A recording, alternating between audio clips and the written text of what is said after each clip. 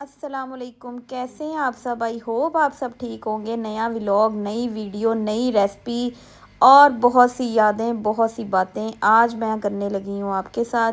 किड्डा सोहना लगता है कि जे तुहानू अपने परदेस मुल्क च तुहाडा कोई प्यारा, कोई पुराना, कोई दोस्त मिलन आए तो वो दिन ही बड़ा सोहना लगता है। ਜਦੋਂ ਪਾਕਿਸਤਾਨ 'ਚ ਹੋਈਦਾ ਸੀ ਤੇ ਨਾਲ ਦੇ ਘਰ 'ਚ ਵੀ ਕੋਈ ਦੋਸਤ ਰਹਿੰਦਾ ਹੁੰਦਾ ਸੀ ਨਾ, ਤੇ ਕਦੀ ਦਿਲ ਕਰਦਾ ਸੀ ਨਾ ਤੇ ਕੋਈ ਪੁੱਛਣ ਆ ਜਾਂਦਾ ਸੀ ਅੱਜ ਤੁਹਾਡੇ ਘਰ ਕੀ ਪੱਕਾ ਹੈ। ਨਾਲ ਦੀ ਦੀਵਾਰ 'ਚ, ਪਿੰਡ 'ਚ ਦੀਵਾਰਾਂ ਵੀ ਸਾਂਝੀਆਂ ਹੁੰਦੀਆਂ ਸੀ ਕਿ ਇੱਕ 'ਚ ਟੱਪ ਕੇ ਦੂਸਰੇ 'ਚ, ਦੂਸਰੇ 'ਚ ਤੀਸਰੇ 'ਚ। ਹੁਣ ਤੇ ਉਹ ਕਲਚਰ ਹੀ ਨਹੀਂ ਰਿਹਾ।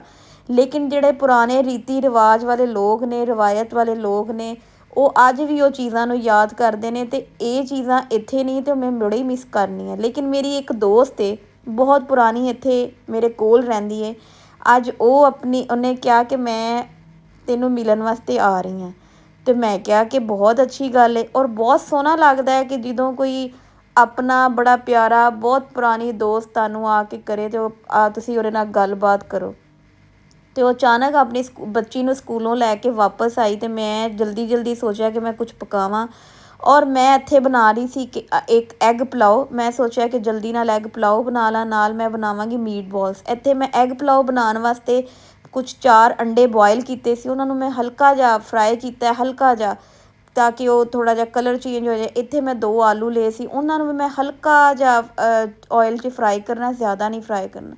ਔਰ ਫਰਾਈ ਕਰਨ ਤੋਂ ਬਾਅਦ ਮੈਂ ਉਹਨੂੰ ਨਿਕਾਲ ਲਿਆ। ਮੈਂ ਸੋਚਿਆ ਕਿ ਅੱਜ ਕੁਛ ਨਵਾਂ ਕੁਛ ਬਣਾਵਾਂ, 2 ਘੜੀਆਂ ਬੈਠ ਕੇ ਕਿਸੇ ਆਪਣੇ ਬੰਦੇ ਦੇ ਨਾਲ ਗੱਲਬਾਤ ਹੀ ਕਰੀਏ। ਇੱਥੇ ਮੈਂ 2 ਪਿਆਜ਼ ਲਏ, ਉਹਨਾਂ ਨੂੰ ਮੈਂ ਫਰਾਈ ਕਰਨ ਵਾਸਤੇ ਰੱਖਿਆ। ਔਰ ਲਾਈਟ ਬਰਾਊਨ ਹੁੰਦੇ ਨੇ ਅਤੇ ਮੈਂ ਇਹਦੇ 'ਚ ਚਿਕਨ ਐਡ ਕਰਾਂਗੀ। ਚਿਕਨ ਜੀ ਮੈਂ ਹਾਫ kg ਲਿਆ ਸੀ ਔਰ ਬੋਨਲੈਸ ਚਿਕਨ ਲਿਆ ਸੀ। ਅਤੇ ਤੁਸੀਂ ਚਾਹੋ ਤਾਂ ਬੋਨਸ ਵਾਲਾ ਵੀ ਯੂਜ਼ ਕਰ ਸਕਦੇ ਹੋ, ਲੇਕਿਨ ਬੋਨਲੈਸ ਚਿਕਨ ਮੈਂ ਯੂਜ਼ ਕੀਤਾ। ਇਹਨੂੰ ਮੈਂ ਛੋਟੇ ਛੋਟੇ ਕਿਊਬਸ 'ਚ ਕਟਿੰਗ ਕਰ ਲਾਂਗੀ। ਔਰ ਮੈਂ ਸੋਚਦੀ ਹਾਂ ਕਿ ਜ਼ਿੰਦਗੀ 'ਚ ਜਦੋਂ ਮੇਰੀ ਫਰੈਂਡ ਆਈ ਤਾਂ ਮੈਂ ਉਹਨੂੰ ਕਿਹਾ ਤੂੰ ਕਦੀ ਕਦੀ ਚੱਕਰ ਲਾ ਲਿਆ ਕਰ, ਅੱਛਾ ਲੱਗਦਾ। ਤੁਸੀਂ 2 ਘੜੀਆਂ ਬੈਠ ਜਾਂਦੇ ਹੋ, ਗੱਲਬਾਤ ਕਰ ਲੈਂਦੇ ਹੋ, ਚਾਹ 'ਚ ਬੈਠ ਜਾਓ, ਕੁਛ ਖਾਣੇ 'ਤੇ ਬੈਠ ਜਾਓ ਔਰ ਇਸ ਤਰ੍ਹਾਂ ਹੀ ਜਿੰਨਾ ਵਕਤ ਗੁਜ਼ਰ ਜਾਂਦਾ। ਐਟਲੀਸਟ ਪਤਾ ਚੱਲਦਾ ਕਿ ਤੁਹਾਡੇ ਆਪਣੇ ਵਤਨ ਦਾ, ਆਪਣੇ ਮੁਲਕ ਦਾ ਕੋਈ ਬੰਦਾ ਤੁਹਾਡੇ ਕੋਲ ਰਹਿੰਦਾ। ਅਤੇ ਕਿੰਨਾ ਕਦੀ ਕਦੀ ਨਾ ਅਸੀਂ ਲੋਕਾਂ ਨੂੰ ਖੁਸ਼ ਕਰਨ ਵਾਸਤੇ, ਮੈਂ ਕਹਿੰਦੀ ਹਾਂ ਕਿ ਬਹੁਤ ਕੁਛ ਤੱਗੋ ਦੂ ਕਰਨੇ ਹਾਂ। ਲੇਕਿਨ ਮੈਂ ਅਕਸਰ ਇਹ ਕੁਐਸਚਨ ਕਰਨੀ ਹਾਂ ਕਿ ਮੇਰੇ ਤੋਂ ਮੈਂ ਜਿੱਥੇ ਗਈ ਹਾਂ, ਮੈਂ ਲੋਕਾਂ ਦਾ ਪਿਆਰ ਲਿਆ, ਲੋਕਾਂ ਦੀ ਮੁਹੱਬਤ ਲਈ, ਲੋਕਾਂ ਦੀਆਂ ਦੁਆਵਾਂ ਲਈਆਂ ਨੇ। ਲੇਕਿਨ ਕਦੀ ਕਦੀ ਅਸੀਂ ਇੰਨੀ ਕੁ ਤੱਗੋ ਦੂ ਕਰਨੇ ਹਾਂ ਅਤੇ ਮੈਨੂੰ ਅਹਿਸਾਸ ਹੁੰਦਾ ਕਿ ਸ਼ਾਇਦ ਅਸੀਂ ਬਹੁਤ ਜ਼ਿਆਦਾ ਕਰਨੇ ਹਾਂ ਲੇਕਿਨ ਕੋਈ ਖੁਸ਼ ਹੀ ਨਹੀਂ ਹੁੰਦਾ। ਲੇਕਿਨ ਮੈਂ ਕਹਿੰਦੀ ਆਪਣੇ ਵਾਸਤੇ ਜ਼ਿੰਦਗੀ ਗੁਜ਼ਾਰੋ। ਤੁਸੀਂ ਕਿਸੇ ਨੂੰ ਕੀ ਖੁਸ਼ ਕਰਕੇ ਕਰਨਾ ਹੈ। ਤੁਸੀਂ ਜਿਸ ਤਰ੍ਹਾਂ ਹੋ, ਜੇ ਤੁਹਾਨੂੰ ਕਹੋ ਕਿ ਤੇਰਾ ਕਾਂ ਚਿੱਟਾ, ਕੋਈ ਕਹੋ, ਤੁਸੀਂ ਕਹੋ ਚਿੱਟਾ। ਜੇ ਕੋਈ ਤੈਨੂੰ ਇਹ ਨਹੀਂ ਪਤਾ, ਤੁਸੀਂ ਕਹੋ ਨਹੀਂ ਪਤਾ। ਤੈਨੂੰ ਨਹੀਂ ਆਉਂਦਾ ਅਤੇ ਨਹੀਂ ਆਉਂਦਾ। ਆਪਣੀ ਜ਼ਿੰਦਗੀ ਨੂੰ ਤੁਸੀਂ ਮੁਤਮਿਨ ਰੱਖੋ, ਪੋਜ਼ੀਟਿਵ ਰੱਖੋ, ਪੋਜ਼ੀਟਿਵ ਐਨਰਜੀ ਨਾਲ ਜੀਓ। ਜੇ ਤੁਸੀਂ ਪੋਜ਼ੀਟਿਵ ਐਨਰਜੀ ਨਾਲ ਜ਼ਿੰਦਗੀ ਗੁਜ਼ਾਰੋਗੇ ਨਾ, ਤੁਹਾਨੂੰ ਬਹੁਤ ਕੁਛ ਮਿਲੇਗਾ। ਇੱਥੇ ਮੈਂ ਨਾਲ ਖੜੇ ਮਸਾਲੇ ਐਡ ਕੀਤੇ। ਉਹਦੇ 'ਚ ਮੈਂ ਤੇਜ਼ ਪੱਤਾ, ਬਾਦਿਕ ਤਈ ਦਾ ਫੂਲ, ਦਾਲਚੀਨੀ, ਛੋਟੀ ਇਲਾਇਚੀ, ਕੁਟੀ ਮਿਰਚ, ਕਾਲੀ ਮਿਰਚ ਪੀਸੀ ਹੋਈ ਔਰ ਇਹ ਸਾਰੇ ਮਸਾਲੇ ਮੈਂ ਇਹਦੇ ਨਾਲ ਐਡ ਕੀਤੇ। ਨਾਲ ਮੈਂ ਅਦਰਕ ਲਸਣ ਦੀ ਪੇਸਟ ਐਡ ਕੀਤੀ, ਥੋੜ੍ਹੀ ਜਿਹੀ ਜਾਇਫਲ ਜਵੱਤਰੀ ਐਡ ਕੀਤੀ ਹੈ, ਬੜੀ ਇਲਾਇਚੀ ਐਡ ਕੀਤੀ ਹੈ। ਫਿਰ ਮੈਂ ਉਹਦੇ ਨਾਲ ਥੋੜ੍ਹੀ ਜਿਹੀ ਸਫੇਦ ਮਿਰਚ, ਥੋੜ੍ਹੀ ਜਿਹੀ ਕਾਲੀ ਮਿਰਚ, ਸੁੱਕਾ ਧਨੀਆ ਪੀਸਾ ਹੋਇਆ, ਸਾਬਤ ਸੁੱਕਾ ਧਨੀਆ ਔਰ ਇਹ ਸਾਰੇ ਮਸਾਲੇ, ਜ਼ੀਰਾ ਐਡ ਕੀਤਾ ਹੈ। ਅਤੇ ਇਹਨਾਂ ਨੂੰ ਮੈਂ 5 ਮਿੰਟ ਚਮਚਾ ਹਿਲਾਇਆ। ਇੱਥੇ ਨਾਲ ਮੈਂ ਜਦੋਂ ਅਦਰਕ ਲਸਣ ਦੀ ਪੇਸਟ ਵੀ ਨਾਲ ਹੀ ਫਰਾਈ ਹੋ ਜਾਏਗੀ। ਅਤੇ ਉਸ ਤੋਂ ਬਾਅਦ ਇੱਥੇ ਜਿਹੜੀ ਮੇਨ ਚੀਜ਼ ਹੈ ਨਾ, ਉਹ ਪੁਲਾਓ ਦੇ ਵਿੱਚ ਮੈਂ ਦਹੀਂ ਦਾ ਯੂਜ਼ ਕਰਨਾ, ਦਹੀਂ ਅਤੇ ਕਰੀਮ ਦਾ। ਇਹ ਤੁਸੀਂ ਨਾ ਥੋੜ੍ਹਾ ਚਿੱਟਾ ਚਿੱਟਾ ਮਸਾਲਾ ਰੱਖਣਾ।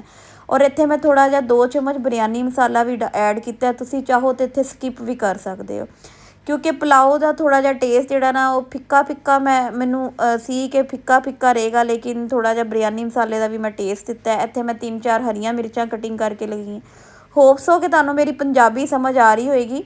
ਔਰ ਪੰਜਾਬ, ਕਿਉਂਕਿ ਮੈਨੂੰ ਜ਼ਿਆਦਾ ਪੰਜਾਬ ਤੋਂ ਹੀ ਲੋਕ ਦੇਖ ਰਹੇ ਹੋਣਗੇ। ਇੱਥੇ ਨਾਲ ਮੈਂ ਦਹੀਂ ਦਾ ਯੂਜ਼ ਕੀਤਾ ਔਰ ਇਹ 5 ਮਿੰਟ ਮੈਂ ਨਾ ਇਹਨੂੰ ਦਹੀਂ ਡਾਲ ਕੇ 5 ਮਿੰਟ ਮੇਰਾ ਚਮਚ ਹਿਲਾਵਾਂਗੀ। ਔਰ ਇੱਥੇ ਜੀ ਮੈਂ 2 ਤੋਂ 3 ਚਮਚੇ ਨਾ ਕਰੀਮ ਦੇ ਯੂਜ਼ ਕੀਤੇ ਆ ਔਰ ਮੈਂ ਇਹਨੂੰ ਨਾ 5 ਮਿੰਟ ਇੰਝ ਹੀ ਪੱਕਣ ਦੇਵਾਂਗੀ। ਔਰ ਉਸ ਤੋਂ ਬਾਅਦ ਮੈਂ ਇਹਦੇ 'ਚ पानी ऐड करांगी। अच्छा, मैं 2 प्याली जो है ना मैंने चावल इसमें यूज़ किए थे और ये जो आलू मैंने फ्राई किए थे अब मैं इसमें डाल दूँगी ताकि उसमें भी थोड़ा सा मसाला जो है ना रच बस जाए। और उसके बाद जो 2 प्यालियों मैंने चावल भिगो के रखे थे उस हिसाब से आपने पानी जो है ना वो ऐड करना है। मैं 2 प्याली अगर चावल की यूज़ कर रही हूँ तो 2.25 प्याली मैं पानी की यूज़ करूँगी। और मैं अब इसमें पानी ऐड करके इसको 5 मिनट के लिए रख दूँगी ताकि इसमें बॉयल आ जाए, और फिर मैं इसमें चावल ऐड करूँगी। अच्छा, इसके साथ ना जो लोग बनाते हैं ना, वो मैंने आज बनाया मीट बॉल्स जो कोरियन स्टाइल में। इसके साथ ना टमाटर की और लहसुन अदरक की चटनी यूज़ होती है जो कि बहुत मज़े की लगती है इस पुलाव के साथ। लेकिन मैंने इसके साथ बनाया कोरियन स्टाइल मीट बॉल्स। इसकी शाशली की तरह आपने सॉस तैयार करनी है और झटपट सी होगी और बड़ी मज़े की। मैंने K&N's के ना कोफ्ता लिए थे इसमें, और आप चाहें अगर आपके पास घर में आपने कीमे के बनाया तो वो भी यूज़ कर सकते हैं। ये कोफ्तों को मैंने लाइट ब्राउन सा रखना है और ये झटपट से ये रेसिपी तैयार होगी और यकीन करें इसका टेस्ट बड़ा अच्छा आएगा पुलाव के साथ। ग्रेवी की सूरत में हम इसको यूज़ करेंगे। जैसे अगर आप चाहें तो इसके साथ फ्राइड राइस भी बना सकते हैं, लेकिन ये पुलाव के साथ इसका टेस्ट एक डिफरेंट आएगा। आप इसको ज़रूर ट्राई कीजिएगा। और ये हमारे कोफ्ते जैसे ही ब्राउन होंगे तो मैं इसकी शाशली की तरह की जो ग्रेवी है वो तैयार करूँगी।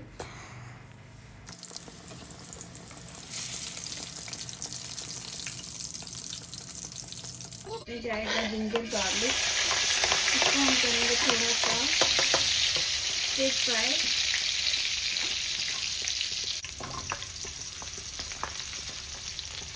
में जा रही है थोड़ी सी केचप,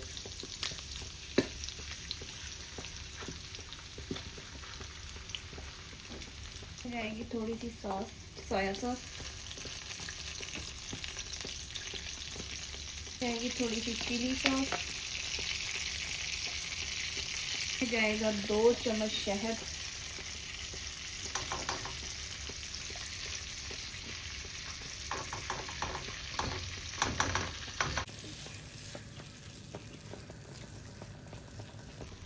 जाएगी चिली फ्लेक्स जिसको हम कहते हैं कुटी हुई लाल मिर्च, ऐड करेंगे नमक,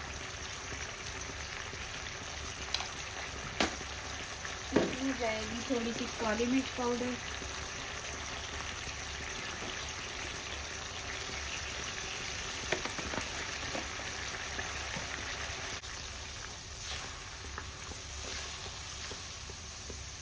में जाएगी 2 चम्मच चीनी,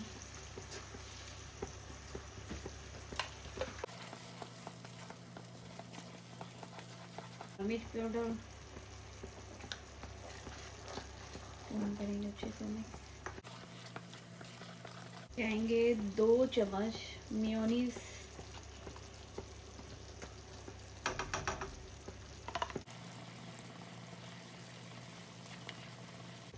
जाएगा थोड़ा सा पानी,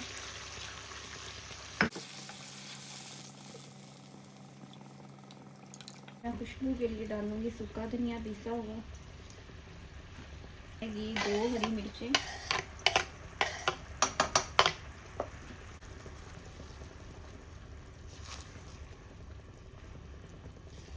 जो बॉल्स हैं वो इसमें हम डाल रहे हैं।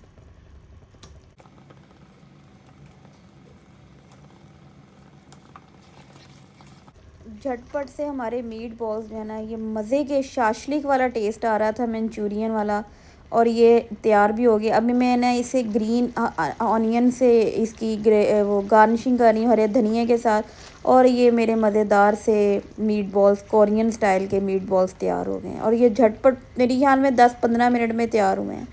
तो आप इसको ज़रूर ट्राई कीजिएगा और इसको पुलाव के साथ, यही एग पुलाव के साथ आप इसको सर्व कीजिएगा।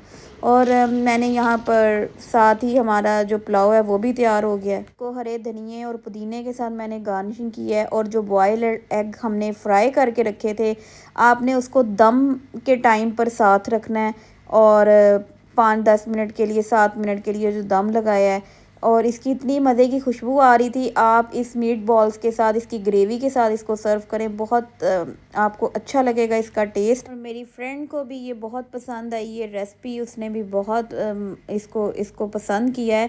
और मैं सोचा कि चलो आज मिल के बैठ के खाना खाने हैं। और मुझे अपनी सिस्टर बड़ी याद आ रही थी, अपनी फैमिली बड़ी याद आ रही थी। और इस तरह बैठ के, अब जब आप किसी अपने के साथ बातें करते हो तो आपका दिल और बोझ हल्का हो जाता है। तो घर में कोई लगता है कि कोई अपना आया है। होप सो कि आपने ये मेरी वीडियो पसंद की होगी, मेरी रेसिपी पसंद की होगी। आपको रेसिपी कैसी लगी तो मुझे बताया करें कमेंट सेक्शन में। मेरे चैनल को सब्सक्राइब कर दें और ऐसे ही हमेशा मुझे दुआवां च याद रखना, मेरे जिस तरह हमेशा रखते जे। और ख़ास दुआ च मैनू याद रखना। होप सो नैक्सट टाइम एक नए व्लॉग नाल, नई वीडियो नाल। दुआवां च याद रखना। अल्लाह हाफिज़।